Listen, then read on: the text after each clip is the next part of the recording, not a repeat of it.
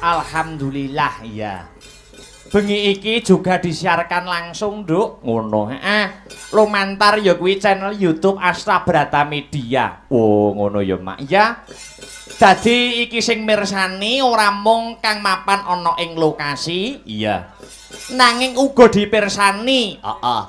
Lumantar channel YouTube Astra Brata Media ya kuwi para sutresna budaya, khususnya pecinta wayang kulit.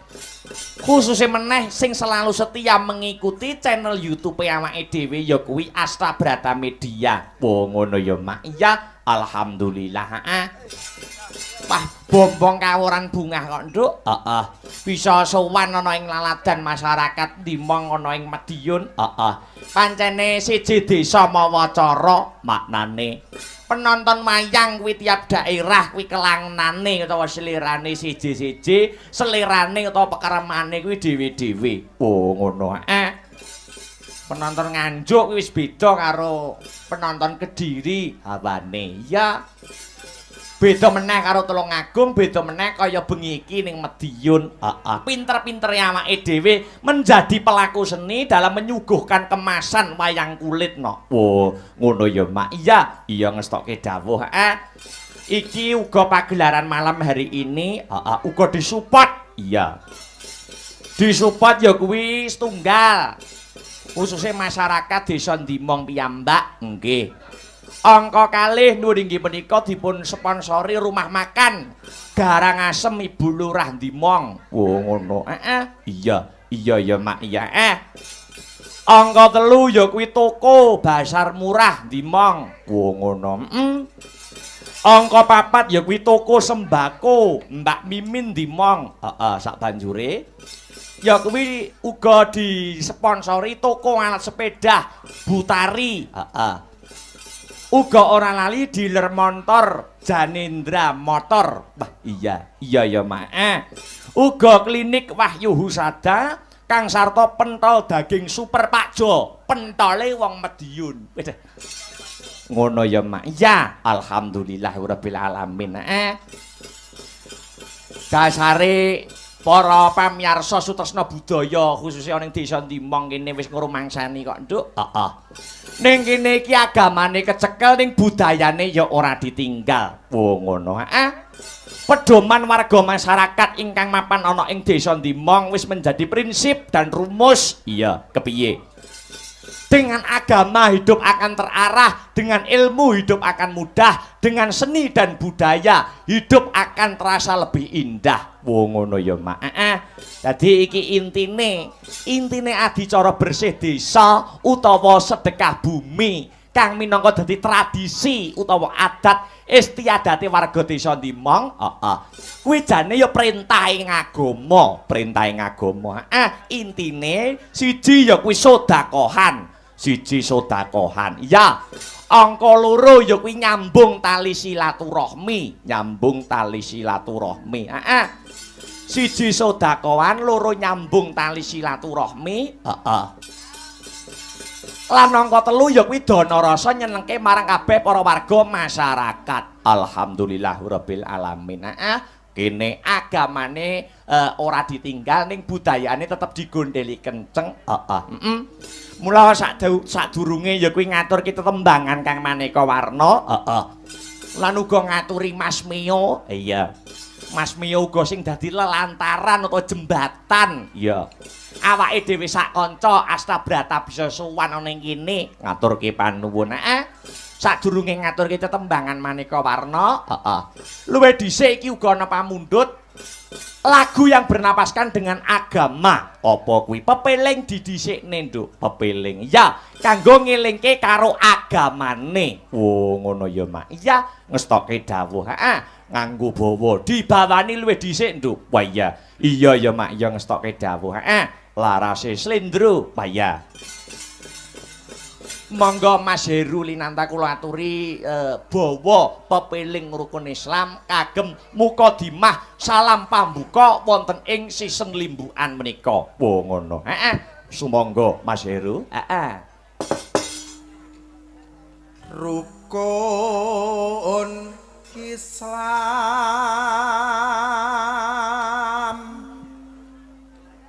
kang lima puniki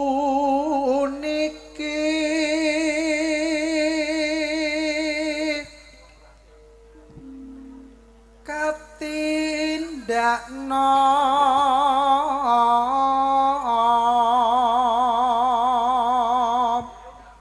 mring para sasama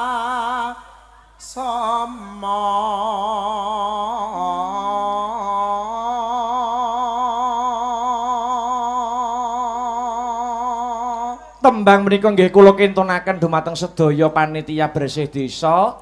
Mugi saged karananing penggalih lan dadosa jampi sayah tamba kesel ya Mak. Iya.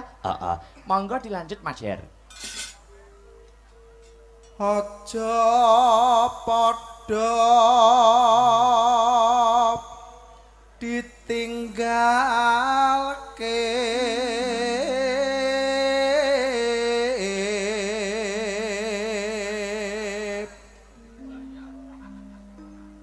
rukun Islam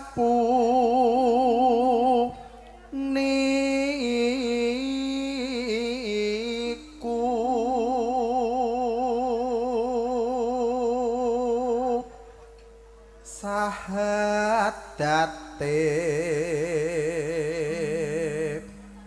kang angka siji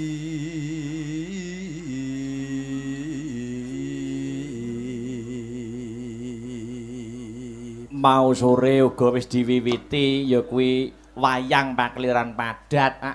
Adine awake dhewe.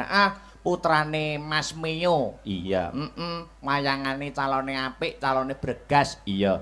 Bocahe bagus. Iya. Kaya Kamajaya. Iya. Bapake kaya Kumudu. Lah iya. Lah iya, iya. Semangat. Iya. Lanjut Mas Her. Iya. Kang angka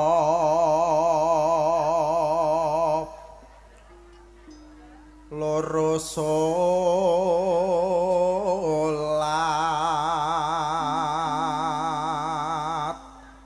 dene kang telu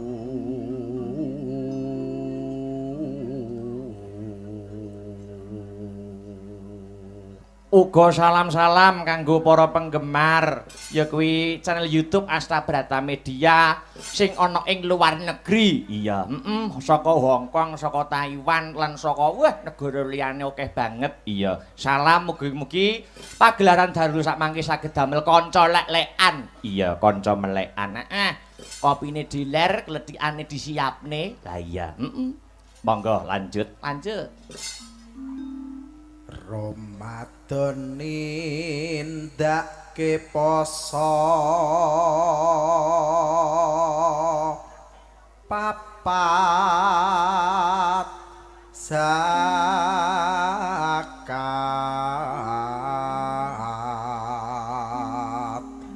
ping 5 ibadah haji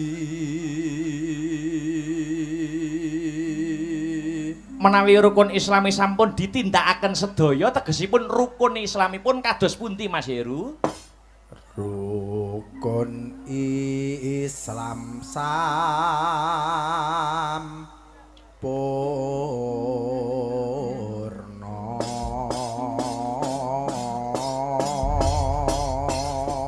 iya ditibake pepeling karo Mas Mio supaya munggah ana ing papanggungan ngancani awake dhewe omong. Oh ngono ya, Mak. Monggo pepeling dados to. Yuk, clorot.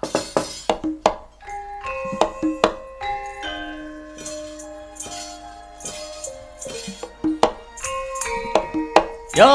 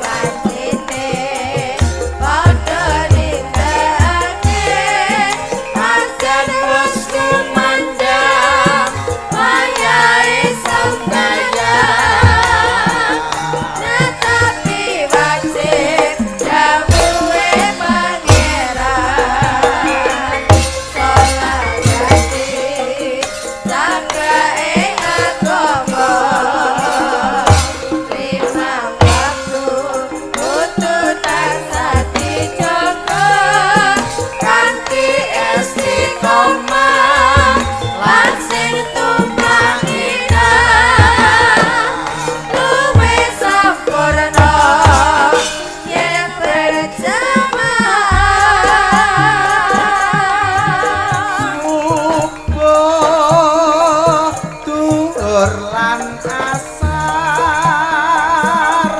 salat sayang tingadoke tindak mungkar magrib lan isa jangkepe prayogane ditambah salat sunahe kono iku perintah agama elingono ing dunya bangsa ela sabar lan tawakal Sekali lagi. sing kuwasa yen kepengin besok munggah swarga.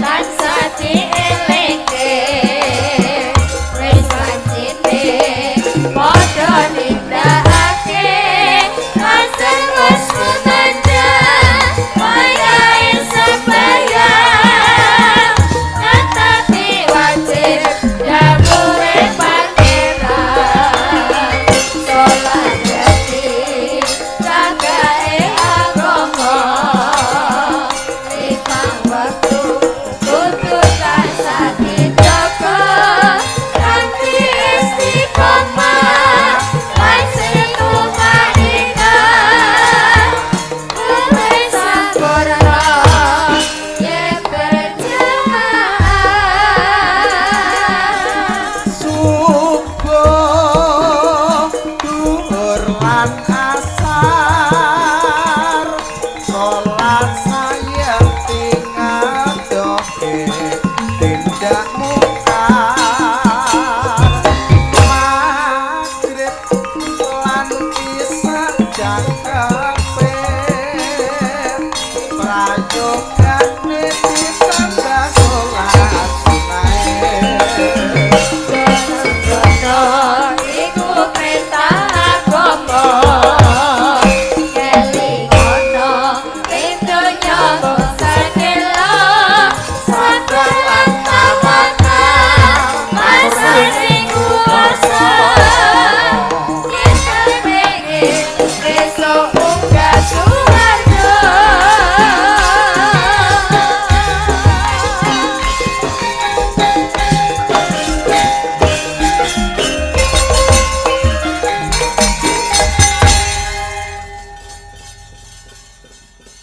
Wilujeng dalu selamat malam Mas Mio. Nggih wilujeng dalu selamat malam ugi Mak Cangik Yulimbo. Alhamdulillah. Nggih, selamat datang wonten ing tlatah Dimong City. Wah, Dimong City. Nggih, keluarga. Saderengipun matur kata-kata kula ugi ngaturaken panuwun terima kasih kagem panjenengan lho Mas Mio. Lah napa? Inggih kanthi jembatan panjenengan utawi lantaran perantara panjenengan kula saged ngaraketaken tali silaturahmi katur nuwun inggih keluarga besar ing laladan Desa Dimong mriki. Samonten ugi matur nuwun kadang-kadang Astra Brata panjenengan ugi Mak Cangik Yulimbo sampun Inggih. kersa wonten ing hadir wonten ing tlatah mriki sowaning tlatah Dimong. Alhamdulillah, Ah. tambah dulur, Tambah dulur. rezeki. Nggih, kula saged sowan mriki pun bolak-balik kula mriki. Nggih, Nek kula biyen- percaya dasare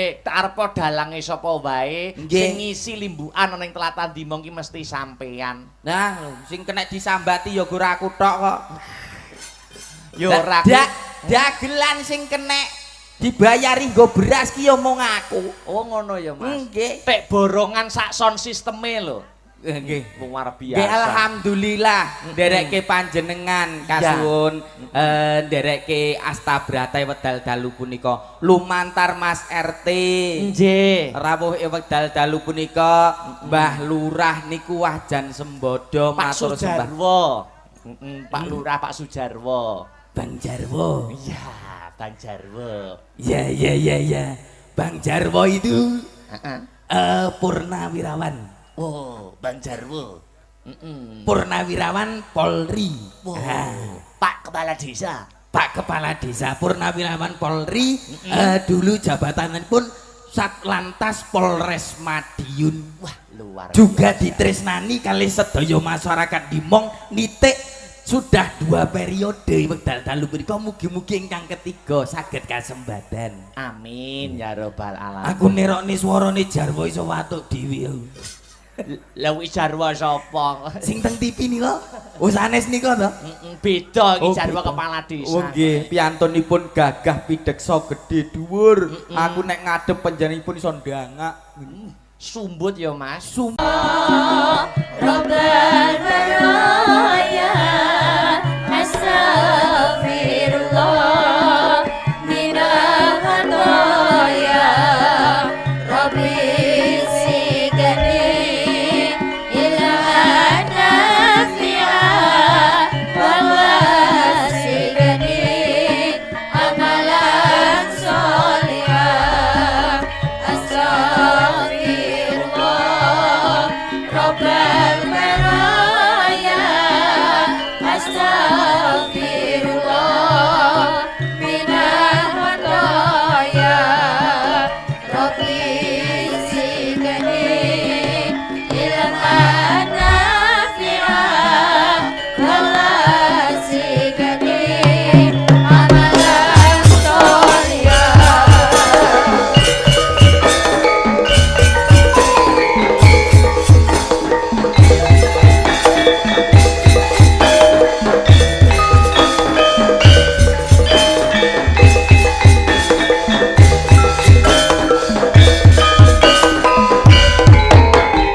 Ya Rasulullah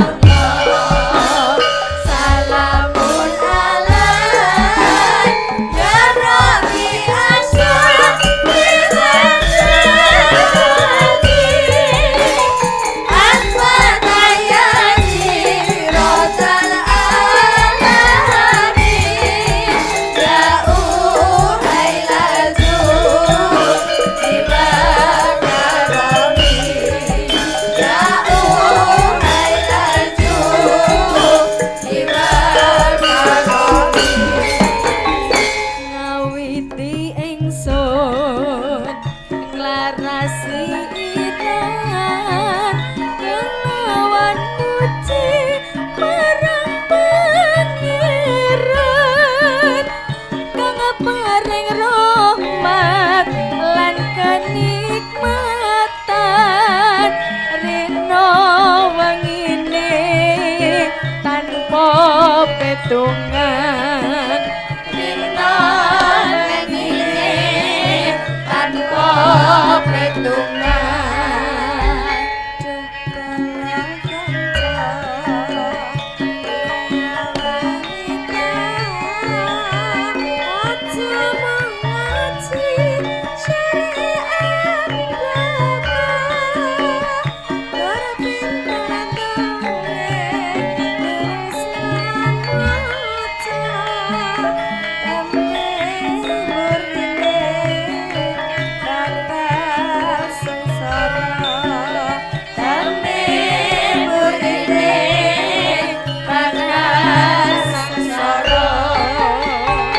akeh kang ngapal Quran hadise seneng ngafirake marang liyane kafir dhewe gak dikateke yen isih kotor ati akale yen isih kotor ati akale ya Rasulullah salamun alaik ya Rabbi asyaf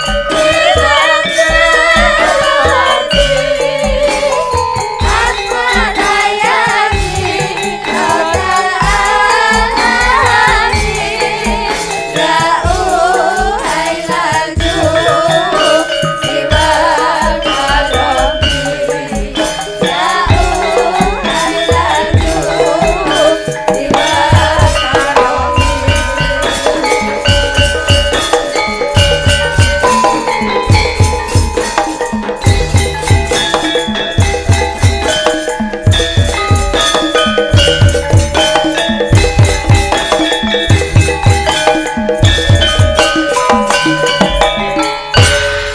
Subhanallah walhamdulillah wala ilaha illallah wallahu akbar. Nganggo leren dhisik ya, Nok. Ngono ya, Yung. Iya. Anakku sing mituhu limbuk. Ana dawuhmu apa, Mak? Leren sakwetara ngendhoni swasana kang kenceng nganggo embekan luwih dhisik. Nggih, Yung. Heeh. Sing luwih wigati ayo ndak kanthi ngaturke rasa puja lan puji syukur. Puja lan puji syukur kang jero kunjuk Gusti kang murbeng dumadi Allah Subhanahu wa taala, Tuhan yang Maha Esa, yang Maha Rasa sejati. Iya. Kang wis malimbarke berkah lan kenikmatan, wujude nikmat sehat, nikmat sempat, nikmat iman. Ngono ya, Yung. Nduk.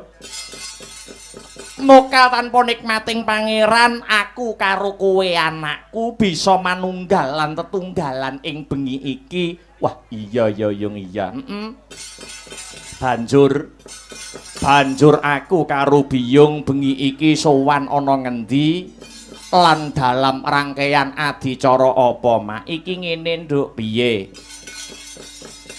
Iki aku karo kowe sowan ana pepunden lan sedulur kang lenggah ana ing ya kuwi dusun Mbabatan, Desa Ndimong, Kecamatan Madiun, Kadipaten Mediun. Oh ngono ya, Mak. Acarane apa? Kok katon gayeng, katon regeng bengi iki ngadani adicara apa? Ki ngene, Nduk. Yen ora kleru ya kuwi adicarane sedekah bumi. Utawa ana sing ngarani bersih desa? Heeh. Ana sing ngarani nyadran? Iya. Tur iki wis menjadi agenda rutin tiap tahun. Oh ngono ya, Mak. Bersih desa yang pada intinya ya kuwi wujud rasa syukure warga masyarakat ingkang lenggah ana ing Kukuban Desa Ndimong. Iya. Marang kabeh kenikmatan kang wis diparingake saka Gusti Allah Subhanahu wa taala. Oh ngono ya, Mak. Iya, iya, ngestokake dawuhmu, Mak. Dene taun iki awake dhewe sak kanca, iya. Sing ketiban sampur, iya. Pinercaya dening lapisaning para masyarakat, gelar kelir gantung gong, iya. Menghibur warga masyarakat, iya. Ingkang mapan ana ing Desa Ndimong kene. Oh ngono ya, Mak. Iya, hebat luar biasa, no. Iya. Ing atase awake dhewe lagi sepisan mrene nanging antusias kang sarta apresiasi warga masyarakat kang lenggah ana ing khususe Mbabatan Ndimong kene luar biasa ya, Mak. Wah, tenan tak acungi jempol kok, Nduk. Iya, Penonton kebak wiwit sore. Iya. Nah, kamangka lagi sepisan jiki sowan mrene. Ngono ya. Mula itung-itung awake dhewe sowan kene iki uluk salam karo para warga masyarakat kene kabeh. Oh iya, nggih yo ngestokake dawuh. Iya. Aku ora arep apa-apa kok, Nduk. Tenan sing baku, aku sak kanca bisa nyambung tali paseduluran. Iya. Ngraketke tali silaturahmi karo para warga masyarakat ingkang lenggah ana ing Desa Ndimong kene ngalap berkahi para pepunden lan para pinisepuh kang bengi iki wis kasembadan ngadani adicara bersih desa utawa sedekah bumi. Oh ngono ya, Mak. Nggih yo, heeh. Mula wis sak wajibe aku karo Biyung ngaturke panuwun kang tanpa pepindhan marang para pepunden kang lenggah ana kene ya, Mak. Bener, Nduk. Ngaturke panuwun kang tanpa upama. Iya. Terima kasih yang sangat banyak. Iya. Kula kunjukaken ingkang angka setunggal sapa wae. Nuwun inggih pepunden kula ingkang pinengku kinurmatan ingkang sampun manggi kula wau sonten sapa Bapak Kepala Desa Ndimong kene sapa panjenengane Bapak Sujarwo sarjana hukum. Oh ngono ya, Mak. Iya. Ngestokke dawuh.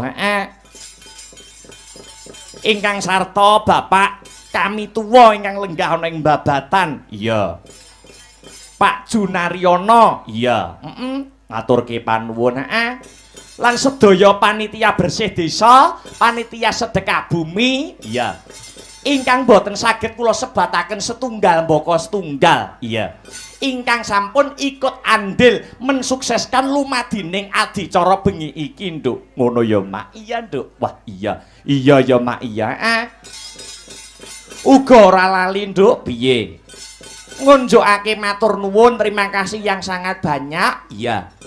Marang sedaya lapisaning masyarakat ingkang lenggah ana ing desa Ndima ingkang sampun paring kapercayan dumateng kula sak kanca supados paring lelipur, paring hiburan dumateng papan mriki kunjuk marang para warga masyarakat kabeh. Wah, iya ya Mak, iya ngestokake dawuh. Wah, luar biasa. Ana tetembungan sekali dayung dua pulau terlampaui. Utawa ana tetembungan liya ya kuwi menyelam sambil minum air. Sakliyane iki ya kuwi mengeti adicara bersih desa utawa sedekah bumi iki ngiras-ngirus mengeti ya kuwi bulan Agustus sasi kemerdekaan ya Mak. Ternyatane wong ngadani adicara bersih desa Kang Sarto ya kuwi ngadani adicara Agustusan iki ibarate tumbuh oleh tutup kok, Nduk. Tumbuh oleh tutup. Iya. Mergo becik Agustusan becik adicara bersih desa, kuwi temane padha ya kuwi mratelakake utawa melambangkan guyub rukune para warga masyarakat utawa gotong royonge para warga masyarakat kang manunggal cipta rasa budi kelawan karsa. Oh ngono, Ora ana gaman sing paling ampuh kejaba mung gaman kerukunan utawa gaman persatuan dan kesatuan. Oh ngono, Tuladane, iya. Tuladane para pahlawan utawa para kusuma bangsa biyen, kang merebut kemerdekaane awake dhewe, iya, ngrebut kemerdekaan musuh karo penjajah. Iya. Kuwi gamane londo mbiyen ki bedil ning gamane para pejuang ana ing Indonesia mung nganggo pring sing dilincipi nanging nyatane bisa menang utawa unggul bisa merebut kemerdekaan. Kuwi moka tanpa ana rasa persatuan Kang Sarto kesatuan. Oh ngono ya Mak. Dadi iki tumbuh oleh tutup karo adicara bersih desa Ndimong pada malam hari ini. Ngestokke dawuhmu Mak. Bedaning agama ora dadi gendra, bedaning panemu ora dadi padu, iya. Bedaning pilihan aja nganti gontok-gontokan. Wah, iya ngestokke dawuhmu ya Mak. Iki taun iki bersih desa ana ing kene, dipapanake ana ing dusun Babatan. Babatan ya dipapanke ana ing dukuh Babatan kene. Luar biasa. Ternyatane iki digilir kok, Nduk. Iya. Taun ngarep ya wis beda meneh lokasine, taun biyen ya wis beda meneh. Iya. Ya diratani. Iya, ngestokke dawuh. Biasane sing kepareng ngasta cempurit ana ing kene iki para-para senior dalang ning iki ganti iki taun iki warna baru penyegaran no. Oh ngono. Awake dhewe sing ketiban sampur, awake dhewe sing entuk jatah nampa kapercayane para warga masyarakat. Alhamdulillah wa syukurillah. Luar biasa ya. Sowan komplit yo Mak, sowan komplit Nduk. Iya. Kanca-kanca saka Sanggar Seni Astabrata, iya. Saka Kota Angin Kadipaten Nganjuk komplit, iya. Sowan ana ing kene, iya.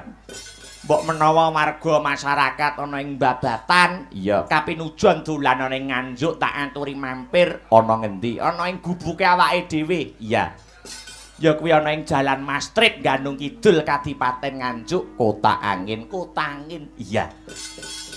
Iya ya Mak, iya ngestokke dawuh. Wah, luar biasa kok Nduk nek penonton ana ing Laladan Mediun dan sekitarnya iki wis penonton dadi penonton wayang.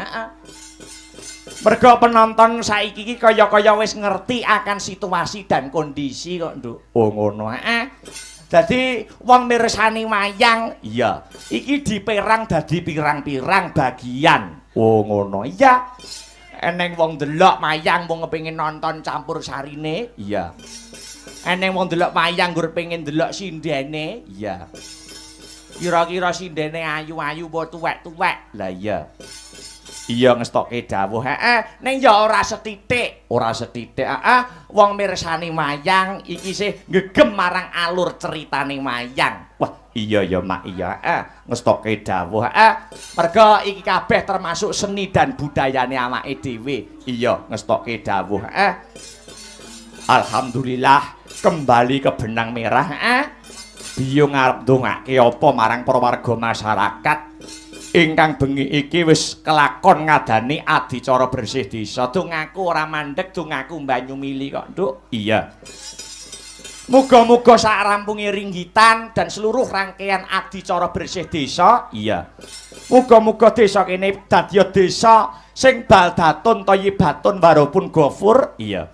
Gemah ripah loh jinawi, kerta tata turah harja murah sandang lawan pangan, iya. Cina ketok ing kamulyan tinebehna saka bencana alam. Allahumma amin amin amin ya rabbal alamin. Jebul kae sing tak anti-anti wis mrene